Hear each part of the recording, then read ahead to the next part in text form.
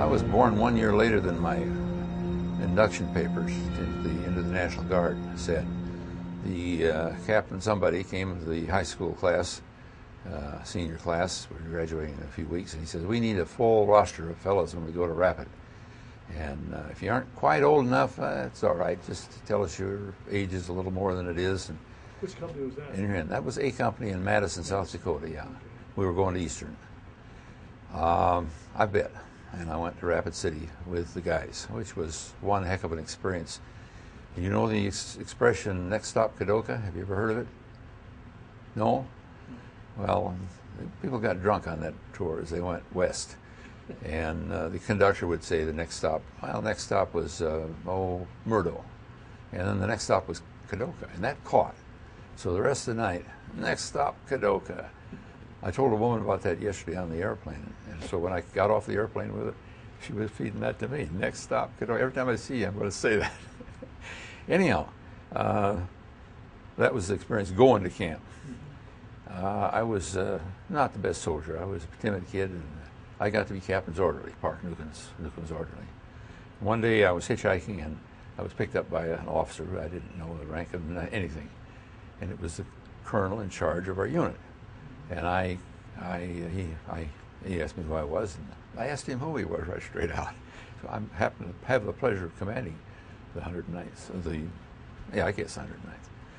Well, I was too darn dumb a kid to catch on any in advance of that. I managed the captain's orderly, and that's got me out of KP, which was a good deal. Been back to see the old camp, and there's things there that remind me of it yet, too. Anyhow, where do we go from there? Well, camp. Yeah, we went to Camp Ripley then, didn't you? After well, old Fake. Can I be a little more detail? Fake Krabs was our first sergeant, and he had taken a dislike to me because I was a rotten soldier, and he had later expressed when we went to Claiborne, he didn't go with us. He regretted he wasn't going with us because he'd like to make a soldier out of me. I was doing a tough job. But Faye didn't go. Anyhow, I didn't go back with the unit. I hitchhiked myself.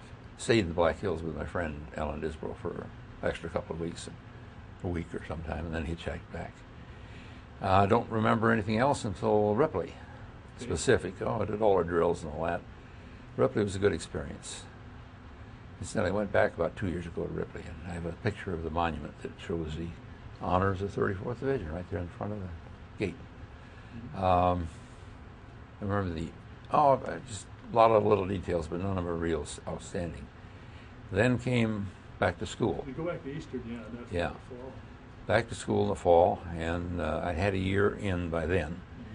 And along somewhere in the fall, they said we were going to be mobilized. Went through all that process. My eyes were such that they said, you don't have to go if you don't want to. But I figured the draft was downstream. It was getting pretty serious then. So I stayed, in spite of my eyes.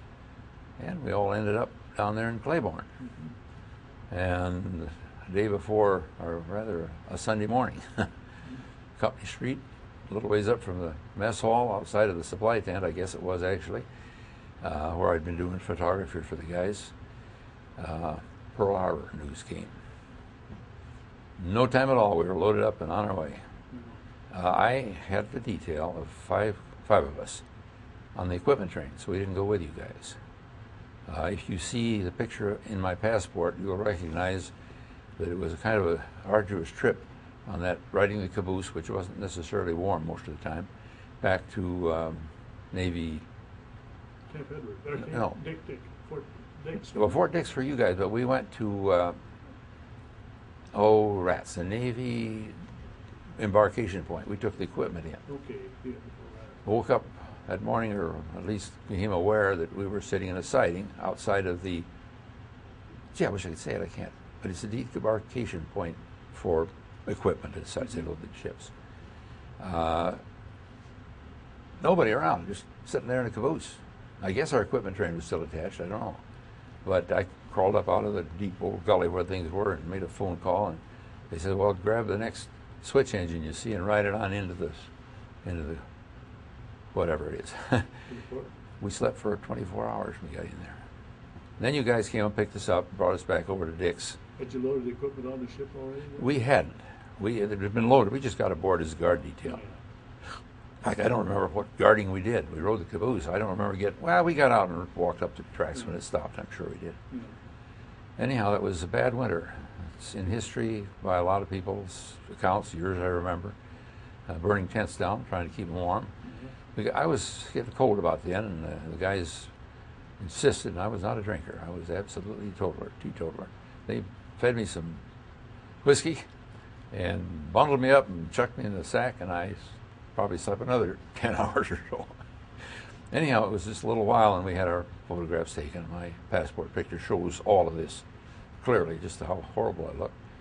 And aboard the ship, going east. Big armada. All sorts of guards out there, balloons, dirigibles, cruiser, I don't think there were any battleships, but practically everything else. And there were depth charges that dropped that morning. Chateau Thierry, World War I transport. Stinking little thing. Not big enough to be on the North Atlantic in January, because the North Atlantic is rough. I remember aboard that, well, let's see. The second day out, the Armada was gone.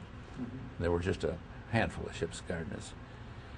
But as we went along and the water got rough, the ship did actual 45-degree rolls. I remember being in a little corridor down one side of the ship with the mess hall on the left, looking aft, I think. And I don't know how many bushels, but there must have been 20 bushels of crap slushing from one side to the other. Now, that wasn't 45-degree rolls then, probably, but it was heavy rolls. It was slush, and we'd hang on. I don't know how we got fed that day. I have no idea. Deacon Moore, remember him? He was in a little cubicle because he was so awful sick, praying to die. Just off the hammocks. And we were right in the bow of the ship where every wave hit that front end with a bang. Hammocks. Hammocks? Bunks. Bunks there. Hammocks Bunks. on the way aft. Yeah, bunks. And Moore was over there sick as a living dickens and praying to die.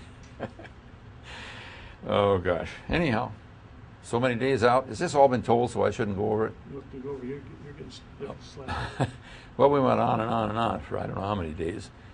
And one morning woke up and there was nothing out there. We were alone. Oh, there was, what was the other ship, you remember? That had a bunch of infantry on it. I was on a different ship. Okay, yeah, that's right. I remember your story.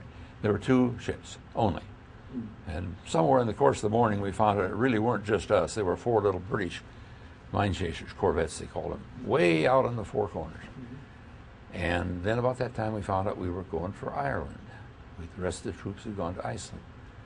Okay, Emerald Island is just exactly what they say. We got there and it went straight up out of the ocean, high and green. It was beautiful, like an emerald. And I remember getting off the boat, walking up the street. Belfast, or where'd you get off at? Belfast, I think it was, yeah.